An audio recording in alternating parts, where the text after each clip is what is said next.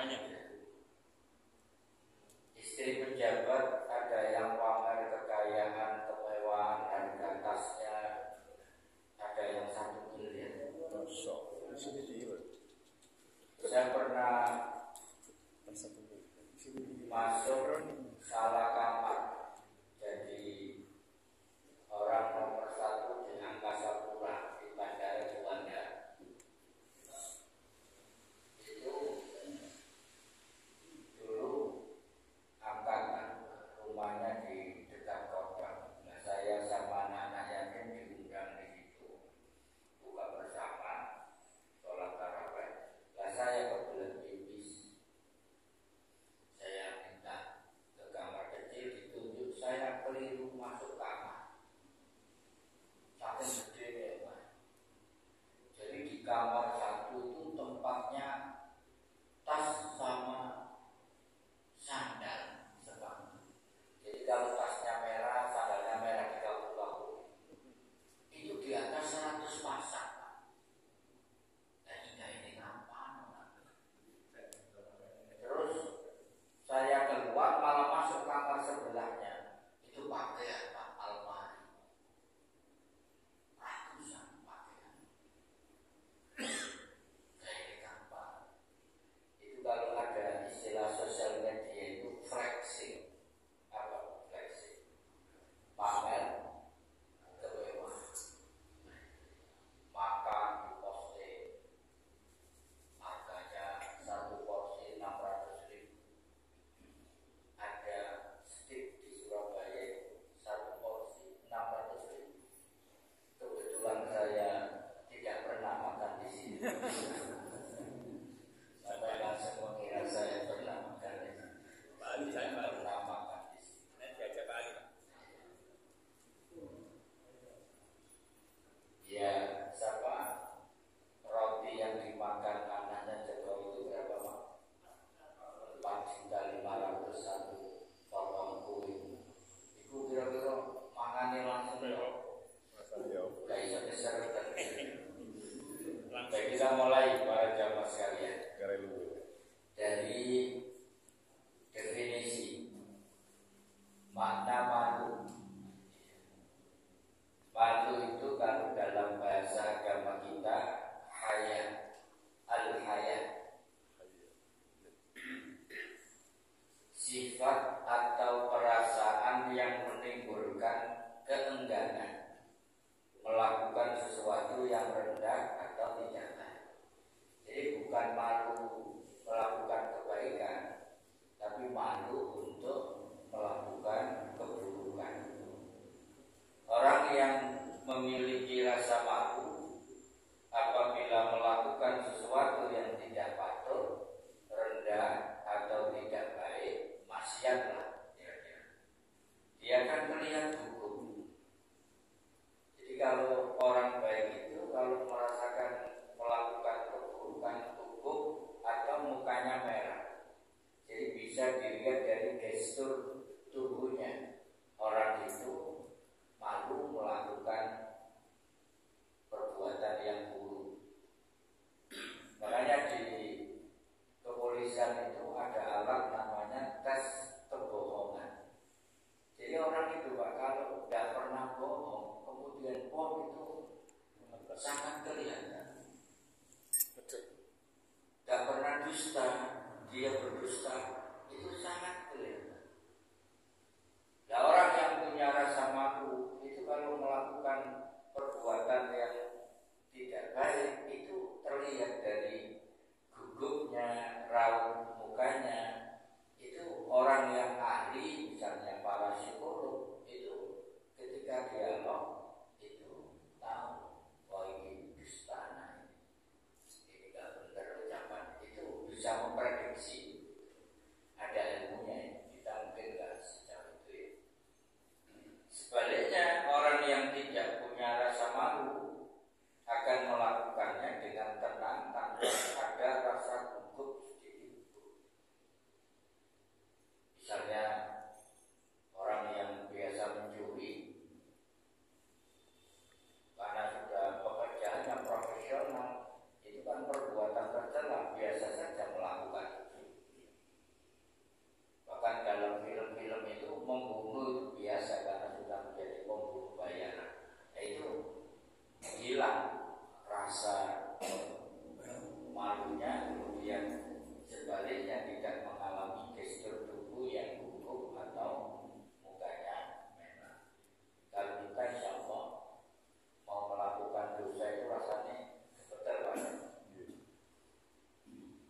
mau mendustai suaminya itu greweli.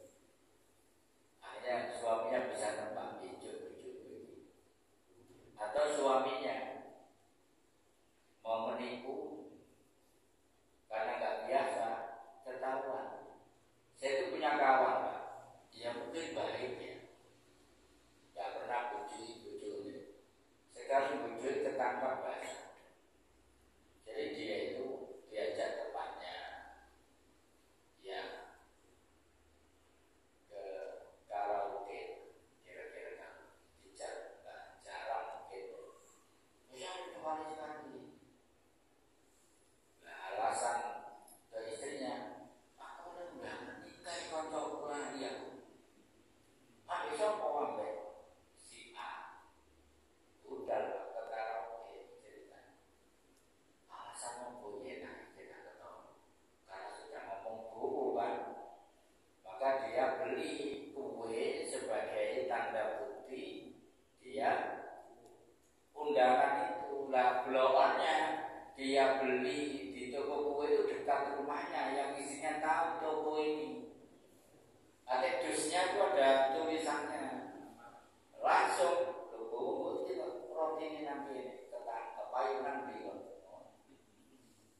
Nah itu masih baik, nggak pernah bohong sekali, ketangkep basah. Makanya jangan ada dusta di antara kita. Baik.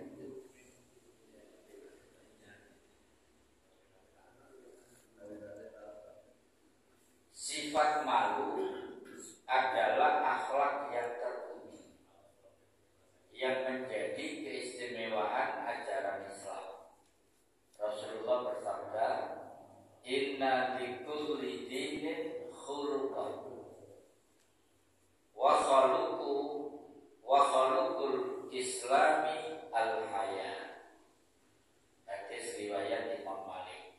Sesungguhnya setiap agama memiliki akhlak, dan akhlak Islam adalah rasa malu.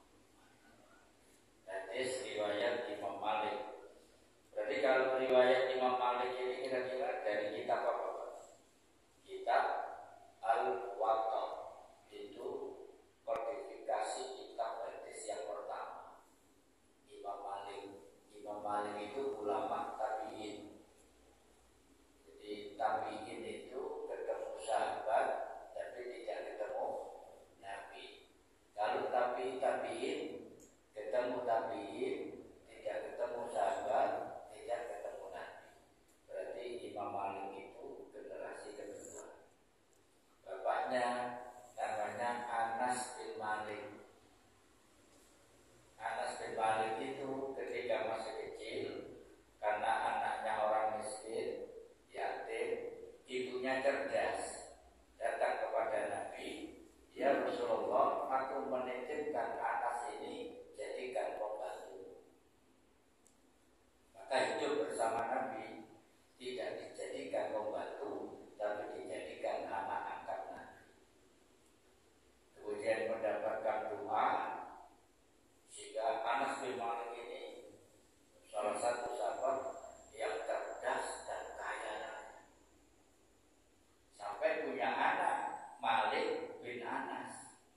Imam Malik itu juga seorang imam mujtahid yang kaya raya.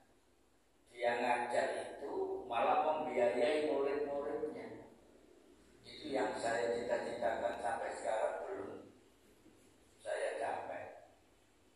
Imam Syafi'i itu muridnya Imam Malik. Ketika sudah tuntas kitab Muwatta, hafal di luar kepala, dikirim, dan itu dibiayai. Sekali jalan itu kalau sekarang itu 50 miliar untuk Imam Syafi'i. Rumahnya Imam Malik itu karpetnya kalau kita injak itu kaki kita nggak kelihatan sampai empuknya, kena busanya. Jadi kaya, dermawan, pinter, semua uang itu. Wis melarat, gak pinter sisa. Sorok. Jadi kaya juga pinter, menjadi imam mujtahid pertama, Imam Malik, yang punya pandangan-pandangan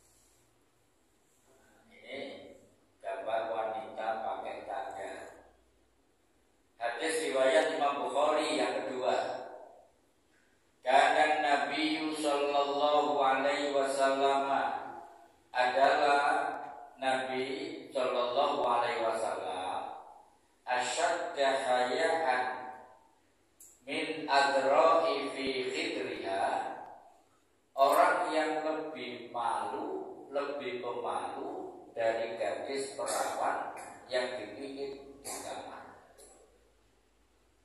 Sekarang nggak ada istilah pikitan, Pak. Dulu itu ketika saya masih kecil sekali, kalau ada wanita yang mau menikah itu dipingit, ya Pak. Dipingit itu apa, Pak? Dikurung, tidak boleh keluar. Jadi dulu itu bagus sekali tradisi di kalangan kita. Terus kalau sudah menikah ada istilah khataman Quran. Saya masih ingat nanti khataman. Nah sekarang gak dipingin uang matang diisi rata-rata. Jadi Nabi itu digambarkan orang yang lebih pemalu dari gadis perawan yang dipingit di kamarnya. Berarti dipingit itu tradisi Islam karena muncul dalam kalimat riwayat ini. Makanya mestinya wanita itu tidak hanya ketika mau menikah harus dipingit, harus direlokasi dari kejahatan lingkungan yang lebih-lebih saat ini luar biasa ya. Perempuan pergi sendiri malam-malam kan. Saya sering berangkat jam 3 itu ada wanita jalan, ada wanita merokok jual kopi sama temannya laki-laki. Saya pernah mampir ke Indomaret, ternyata di Indomaret yang ada poin dia mau di situ merokok. Itu anaknya sopo ya? Insya Allah bukan anak-anak kita, naudzubillah. Wa idza kariha syai'an urifa fi wajhihi. Dan apabila beliau tidak menyukai sesuatu, maka dapat dikenali dari wajah beliau. Nah ini sahabat tahu kalau Nabi itu nggak suka sesuatu, wajahnya menunjukkan wajah nggak suka. Itu dihafal oleh para sahabat. Dari gestur wajahnya tahu Nabi tidak menyukai sesuatu. Tapi kadang-kadang tidak menyukai sesuatu, Nabi itu bilang terus terang. Misalnya Nabi itu nggak suka daging dog itu apa? Tapi biawak ini tidak halal, tapi Nabi tidak suka. Maka ketika dijamu dog ini, silakan Anda makan, saya tidak. Nabi tidak suka daging dog. Sampai tahu kesukaan Nabi. Nabi itu makannya sangat steril, makannya sehat. Nabi itu makanan kesukaannya itu sampil domba, kaki depan kanan bagian kiri. Jadi Az-Zaitun itu meneliti ternyata domba itu kalau disembelih dijauhkan dari lawan jenisnya itu zero fat, tidak mengandung lemak. Jadi kalau dikumpulkan domba laki perempuan, ada birahi, ngerti birahi ya? Masa ukur sama ini kan? Itu disembelih dalam kondisi itu yang menimbulkan kolesterol. Tapi kalau disendirikan, itu zero fat, tidak menimbulkan kolesterol. Jadi kalau nanti panitia korban itu dijauhkan laki-laki perempuan kami. Ya sampai saja kalau didekatkan perempuan juga zero fat yang lebih besar. Lemak. Hati-hati. Baik, yang ketiga, 3 macam sifat malu. Yang pertama, malu kepada Allah Subhanahu wa Ta'ala. Orang yang mempunyai rasa malu kepada Allah, maka akan melaksanakan perintahnya dan menjauhi larangannya. Maksudnya begini, orang beriman itu kalau dia tidak taat kepada Allah, malu kepada Allah. Sementara Allah memberikan nikmat yang luar biasa, kemudian dia tidak taat, malulah kepada Allah. Atau malu kalau dia melanggar larangan Allah. Nah, rasa malu yang seperti ini itu harus dimiliki oleh orang beriman. Jangan sampai tidak ada rasa malu kepada Allah ketika tidak melaksanakan perintahnya, atau tidak punya rasa malu kepada Allah ketika menjalankan larangannya. Nah, hari ini banyak orang yang tidak punya rasa malu. Yang kedua, malu kepada manusia. Orang yang malu kepada manusia maka akan menjaga pandangannya. Misalnya ketemu lawan jenis, yang yaghdudna min absarihinna, menundukkan pandangan, dan tidak memiliki keberanian melakukan dosa di hadapan orang lain, apalagi melakukan dosa di hadapan orang lain. Tiga, malu kepada diri sendiri. Ini penting juga.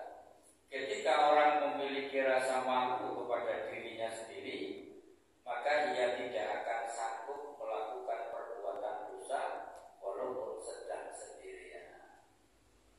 Malu pada diri sendiri.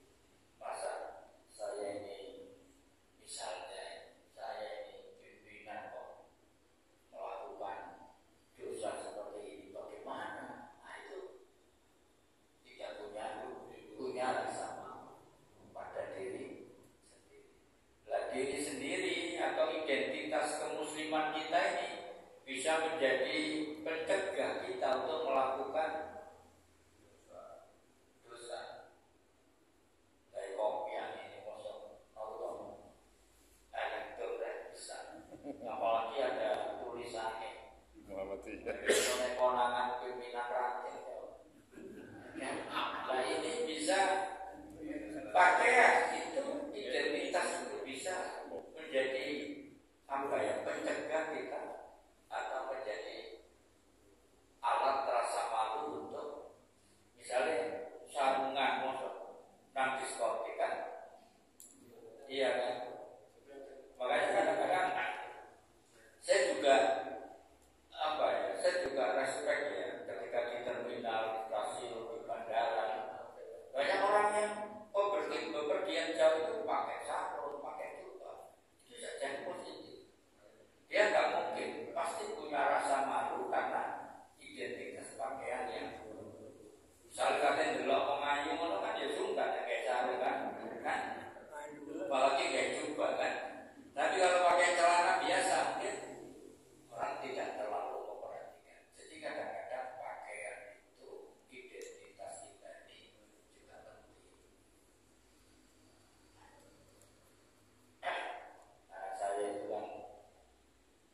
Saya juga sebel juga di pondok itu malah kemproh yang laki itu, dan sering kemana-mana sarungan.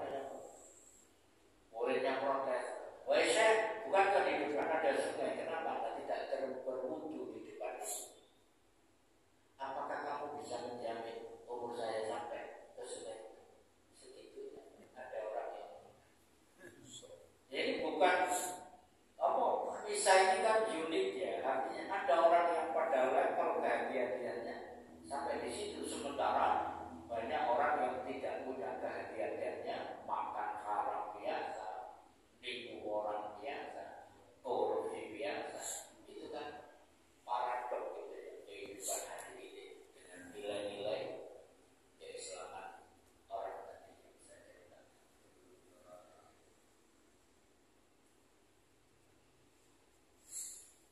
Saya punya buku judulnya itu unik ya, Karomah Para Kiai.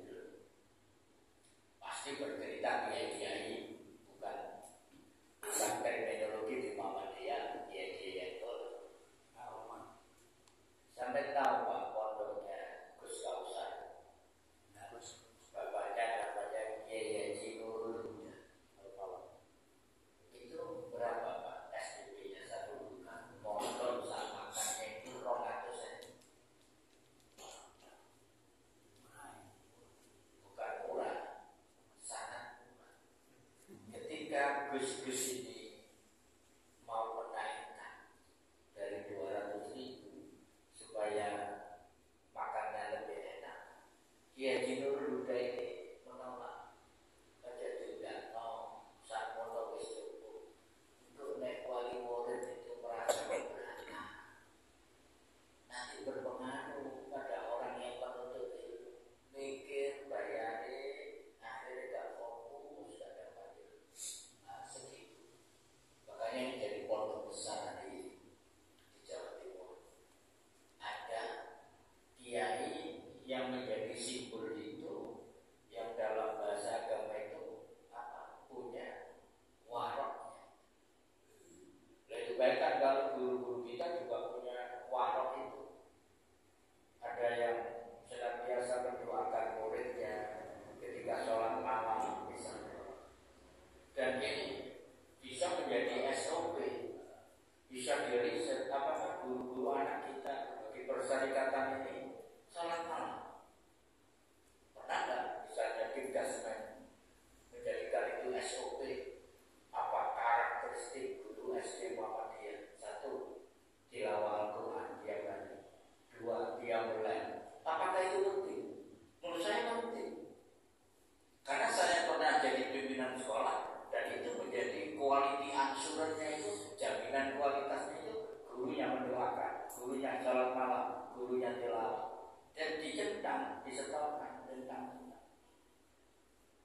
Nah, kalau itu tidak terjadi dalam kehidupan, dalam pendidikan kita, itu saya khawatir pinter otaknya, tapi hatinya kosong dari iman. Yang dipamerkan itu kan prestasi duniawinya, prestasi ukhrawinya, hafal Qur'annya, ini akan jarang sekolah-sekolah. Tapi alhamdulillah sekarang sekolah-sekolah kita sudah mulai. Saya pernah jadi pimpinan sekolah yang mensyaratkan itu. Pagi salaman semua. Kalau kelas 3 ke atas itu baris guru perempuan salaman sama murid perempuan, laki-laki sama laki-laki, ada 2 jalur. Tapi kalau kelas 1, 2 masih umum karena masih kecil.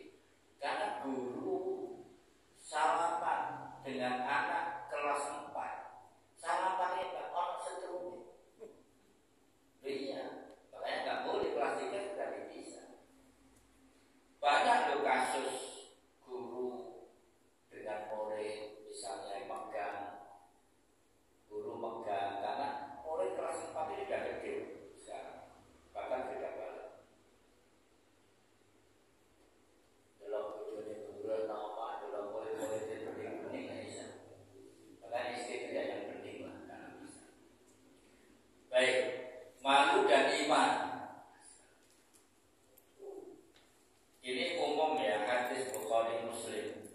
Al-imanu bid'un wa sab'una aw bid'un wa sittuna syu'batan. Iman itu lebih dari 70 atau 60 cabang. Ada yang riwayat yang lain, al-imanu bid'un wa sittuna syu'batan. Ada yang dipisah, al-imanu bid'un wa sab'una syu'batan. Nah ini juga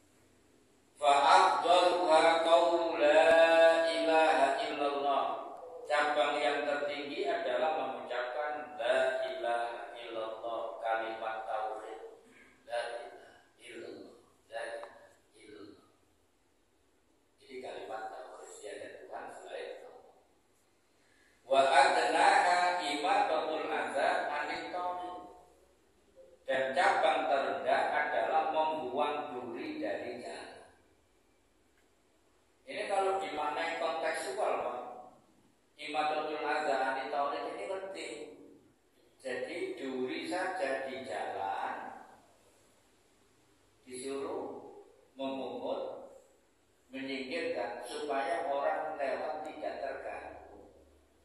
Nah, sekarang udah malah digawe polisi tidur, lebih mengganggu mana kira-kira? Coba pikirkan. Maka waktu itu ada Ustadz Asimanan namanya, pakar hadis ya.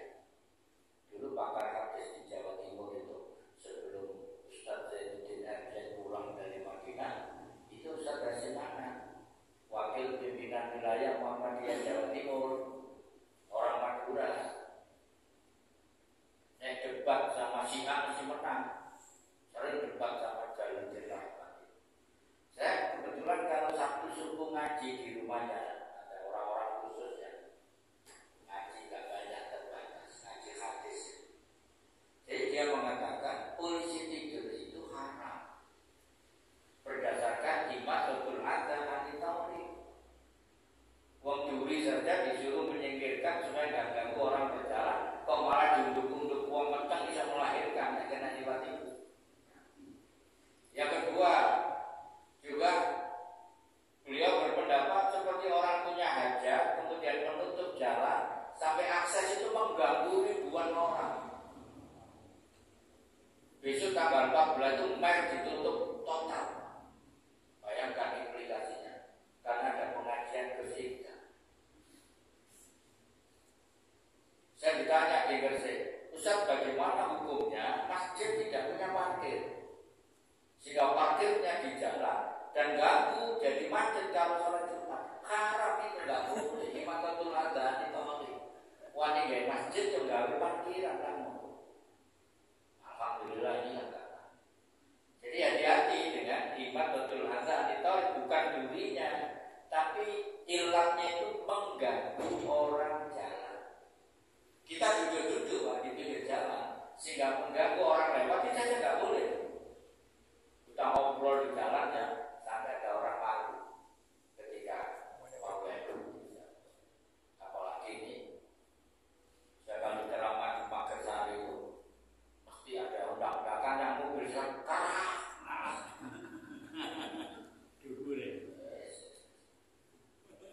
Kemudian ditutup pagarnya itu, subuh baru dibuka. Saya nunggu terus sampai subuh gini. Satpam kadang keturun datang. Ya boyo sebelum subuh. Akhirnya sekarang ada jalan melawan arus yang saya lewati sehingga nggak lewat situ lagi. Tapi orang cenderung ketika ditanya, ya ini kan kebut-kebutan besar. Iya, yang kebut satu orang yang sampai dihukum 1 juta orang. Iya kan? Yang kebut berapa? Dihukum dengan itu kalau di pondok itu malah menunjukkan arogansinya. Itu jalan umum, jalan raya, jalan di kota dikasih polisi tidur sampai berapa kali? 4 atau Satria itu. agak boleh Pak. Wal haya'u syubatun minal iman, dan rasa malu merupakan cabang dari iman. Jadi malu untuk melakukan keburukan maksudnya. Bukan gini, dia yang ngaji waktunya Ustaz isinya. Nah, bukan itu. Kalau itu salah, bukan malu itu yang dimaksud. Melakukan kebaikan apa? Baik. Kemudian melengkapi hadis tadi, al-haya'u minal iman. Malu adalah bagian dari iman. Wal imanu fil jannah. Sedangkan iman tempatnya di surga. Berarti malu yang baik tadi bisa menjadi wasilah masuk surga. Wal bazahu minal jafa, dan perkataan kotor adalah bagian dari tabiat yang kasar, yang buruk. Wal jafahu fitnah, sedang tabiat kasar tepatnya di neraka. Nah, itu misalnya pejabat itu kan ada yang tabiatnya kasar kan banyak. Jangankan 50.000 bahkan saya kan menantang rakyat.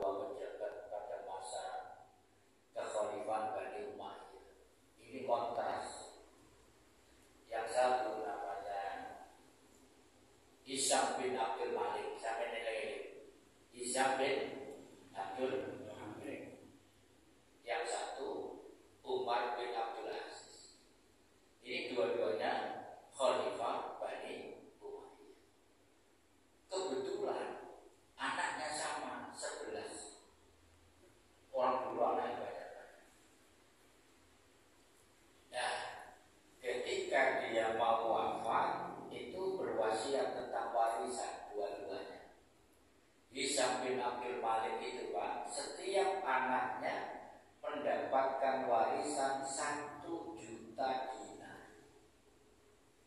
1 dinar itu 4,25 gram. Kalau dikuruskan rupiah globalnya, setiap anak dari 11 anak Hisam bin Abdul Malik itu mendapatkan warisan 2 triliun. Setiap anak dari 11 anak. Dari 11 anaknya yang mendapatkan 2 triliun itu semua jadi pencuri. Bahkan dikejar dari negara satu ke negara lain. Ada yang gelandangan, ada yang pencuri. Anaknya khalifah, anaknya orang nomor 1 di kekhalifahan Bani Umayyah. Sebaliknya Umar bin Abdul Aziz dari 11 anaknya masing-masing dapat warisan setengah dinar. 1 dinar 4 gram,25. 1 gramnya taruhlah 1 juta gampang. Berarti kan 2 juta sekian. Tidak sampai 2,5 juta masing-masing anak. Tapi 11 anaknya Umar bin Abdul Aziz ini semua jadi orang, semua jadi tokoh, semua kaya dan semua dermawan. Lalu apa yang membedakan ini? Yang membedakan itu adalah kesolehan moralitas kedua orang tua ini. Hisam bin Abdul Malik itu Pak, seorang khalifah yang korup, yang nepotisme, keluarganya semua dikumpul nepotisme. Kemudian suka pesta mewah. Sekali makan Buya Hamka menulis kisah itu serius kan di dalam tafsir. Jadi Hisam bin Abdul Malik kalau pesta 1 malam itu habis 10 ekor itik. Saking ragusnya terhadap makanan juga. Dan anak-anaknya dipanjatkan semua dengan kekayaan hasil korupsi. Maka begitu dia mati, warisannya itu tidak memberi manfaat sedikit pun kepada anak-anak. Umar bin Abdul Aziz di mana Pak? Umar bin Abdul Aziz itu adalah Mr. Clean. You know Mr. Clean? Jadi dia berkuasa setelah Hisam bin Abdul Malik tadi. Dia menjadi Mr. Clean. Dia memperbaiki kondisi negara itu. Dia menegakkan keadilan, sangat jujur, dan ini yang membuat dia bermasalah dalam tanda petik ya. Dia menyingkirkan kerabat-kerabat, kroni-kroni yang nepotis tadi, dicopoti semua, diganti pejabat-pejabat yang adil. Maka dari kerabatnya ada yang tidak kebagian kue kekuasaan, kalau istilah sekarang. Akhirnya apa? Akhirnya denda. Setiap pagi minumannya Umar bin Abdul Aziz dikasih racun sedikit. Jadi setiap hari dia minum racun, sehingga umurnya tidak panjang. Dia menjadi khalifah hanya 2 tahun 7 bulan. Tapi tidak ada penduduknya yang menjadi mustaqim. Semua jadi mustaqim berkat keadilan. Jadi resiko pemimpin yang adil itu. Makanya saya takut jadi bupati Sidoarjo itu karena khawatir dilanjut.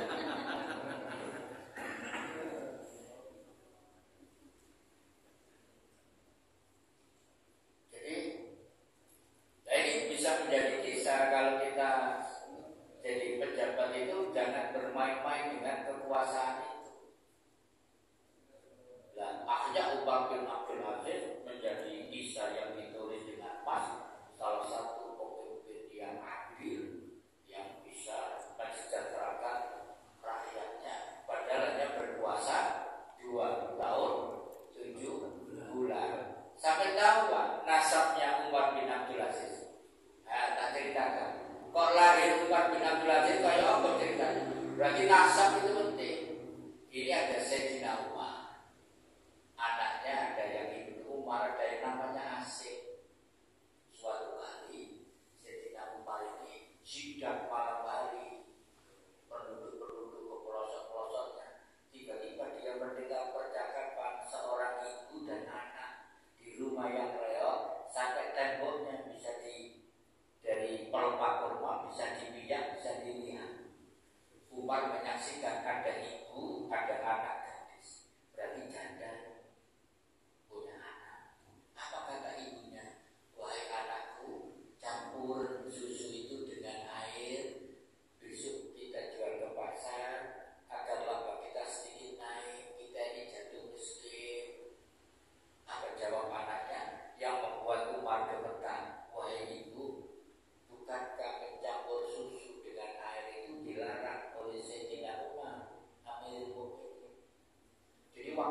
Pak, mencampur susu itu pelanggaran hukum. Apa kata ibunya? Alana Amirul Mukminin kan tidur di istana, gak mungkin tahu apa yang kita lakukan. Jadi jawaban yang kedua lebih menggetarkan Umar bin Khattab ini. Wahai ibu, kalau Sayyidina Umar tidak menyaksikan kebohongan kita, apakah Tuhannya Umar tidak menyaksikan? Tambah gemetar. Sayyidina, yoi disintakone.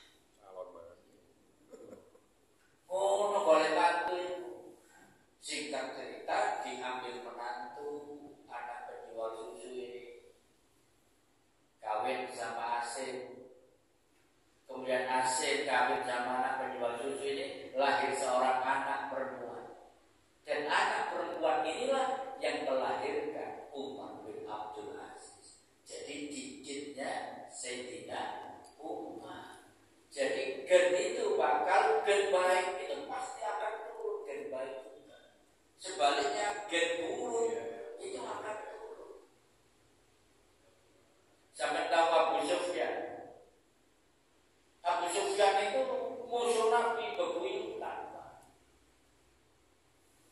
masuk Islam terpaksa ketika Fathu Makkah sama istrinya. Tapi punya anak hebat, Pak. Namanya Muawiyah, seorang khalifah yang menyebarkan wilayah Islam yang luar biasa. Tapi punya cucu yang jahat juga, Yazid bin Muawiyah yang memenggal kepala Husain. Jadi gen buruk itu suatu saat akan, dan gen baik juga.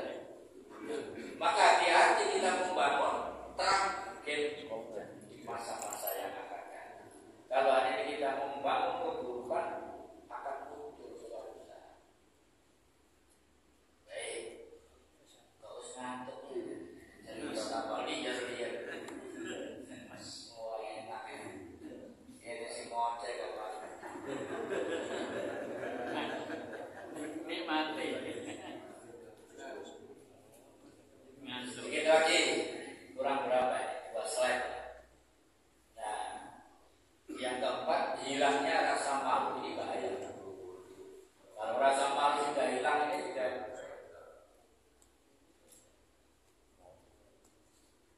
Nah, apa kata Nabi dalam hadis riwayat Imam Bukhari?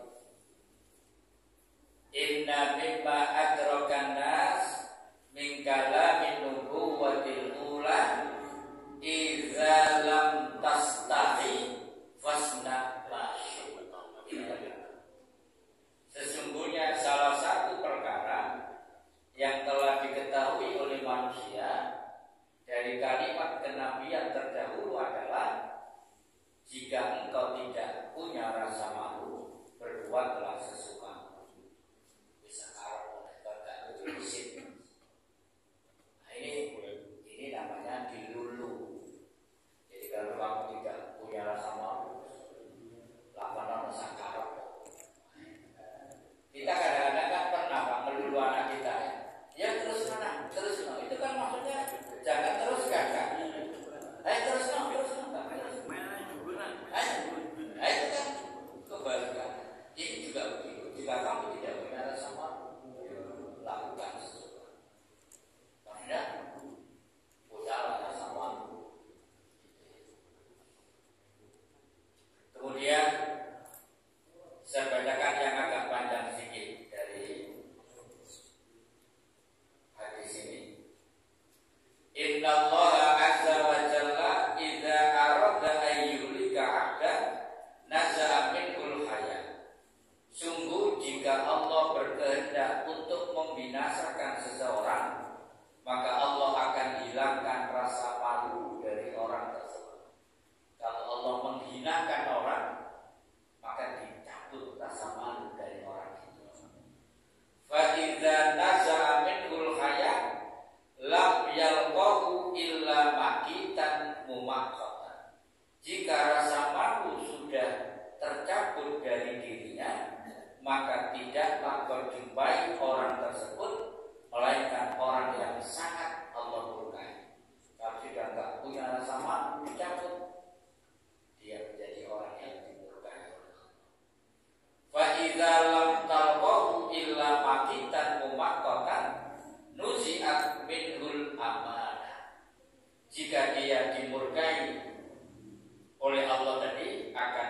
sifat amanah dari orang tersebut.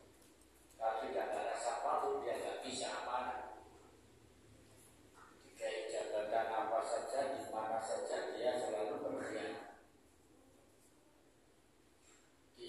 Saya heran ya, saya juga di grup KMM ini, kok ada postingan-postingan yang seharusnya tidak diposting di grup ya, tentang apa koperasi, katanya uangnya habis dipakai ini, kemudian rumah sakit, kok menunjuk orang gitu, mestinya aib. Iya, di grup KMM ya. Nah, itu kan. Menurut saya tidak elok lah. Paling juga nanti paling ngerti kan ya. Nah, itu ya. Jadi selesaikan internal itu.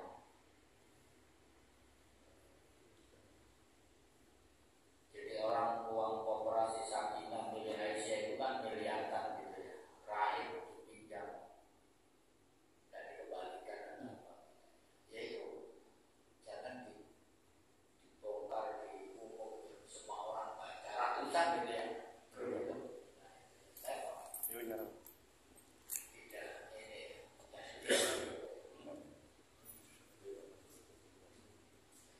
ada apa ini kan begitu kan.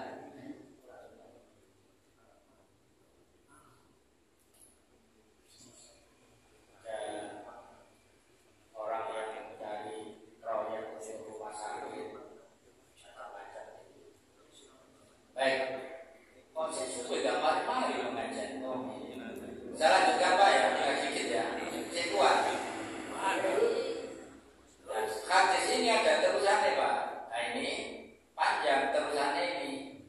Jika dia dimurkai dan hilang sifat amanah dari diri orang tersebut. Nah, wa idza nuzi'at minhul amanatu lam talqahu illa khainan mukhawwanan. Jika dia sudah tidak lagi memiliki amanah, maka dia akan menjadi orang yang suka berkhianat dan juga dikhianati. Jadi kalau dia berkhianat, nanti juga dikhianati. Ini sudah mulai Pak, termul itu konon katanya sudah mulai berbalik, tidak loyal lagi kepada Jokowi. Kalau dia dulu berkhianat, maka orang-orang sekitarnya akan berkhianat juga pada dia. Itu balasan karmanya kira-kira. Wa idza lam talqahu illa khainan mukhawwanan nuzi'at minhur rahmah. Setelah itu sifat kasih sayang akan dicabut darinya. Kemudian fa idza nuzi'at minhur rahmah lam talqahu illa rajiman mula'anan. Jika rasa kasih sayang telah dicabut, maka dia akan menjadi orang yang terkutuk. Wa idza lam talqahu illa rajiman mula'anan nuzi'at minhu riqatul Islam. Sesudah itu ikatan Islam akan dicabut darinya. Sikapnya begitu terjemah. Jadi hati-hati dengan hilangnya rasa malu terakhir, malu yang sebenarnya. Hadis riwayat Imam itu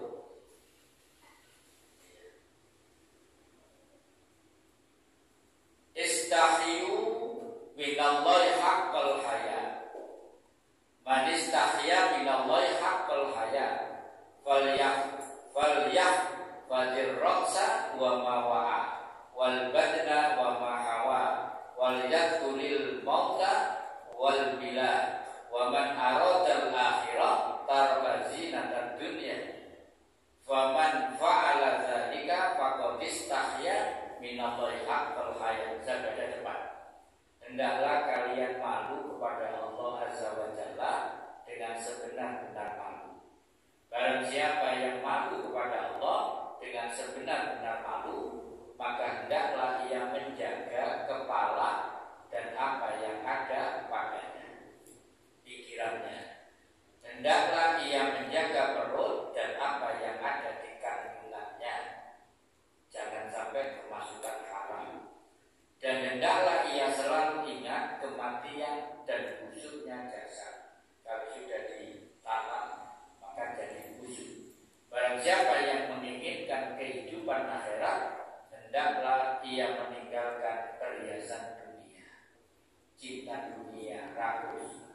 Dan barang siapa yang mengerjakan yang demikian, maka sungguh ia telah malu kepada Allah dengan sebenar-benar malu.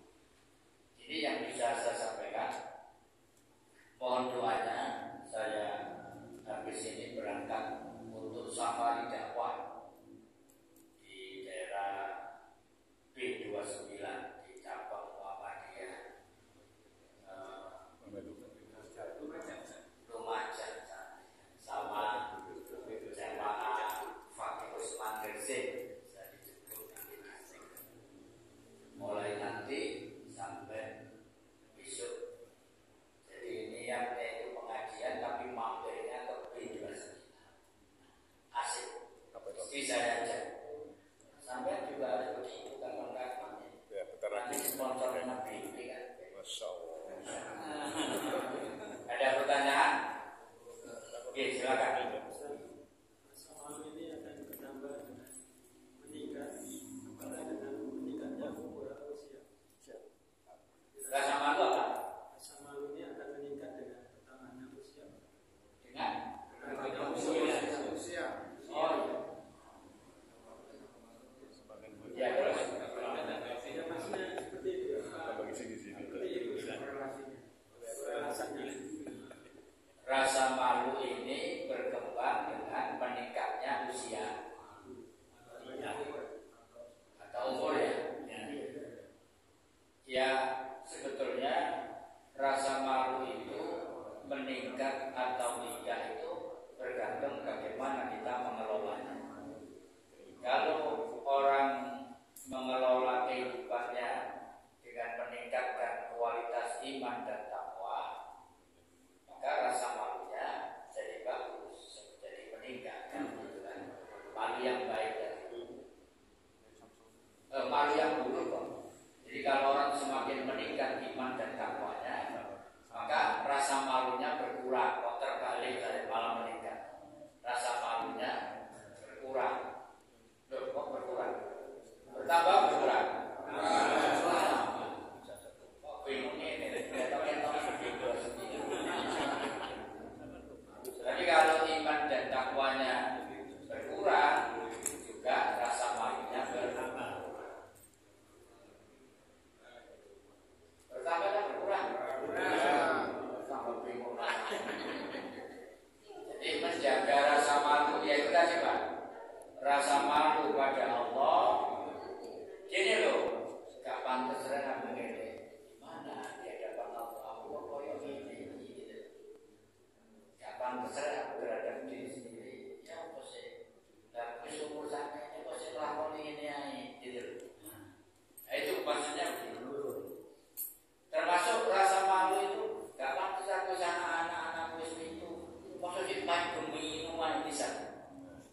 Karena saya itu punya kawan, ya termasuk ada ustaznya, ada teman-teman. Itu kalau sudah camping itu main domino. Saya pernah terbesit.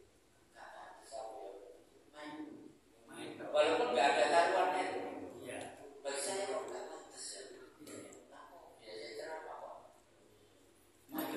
Aku gak bisa. Itu ada Pak kisahnya Kiai Haji Imran Abdul, orang NU, menjadi pimpinan wilayah Jawa Timur. Jadi Kiai itu kan saya coba rumahnya karena teman ponakannya. Kiai itu ngobrol buat apa dong? Main kreatif kan? Ternyata. Terus Kiai sepuh, terus yang pernah jadi hari pimpinan wilayah. Aku tadi kalau saya senang termasuk dari pimpinan wilayah. Ya main biasa.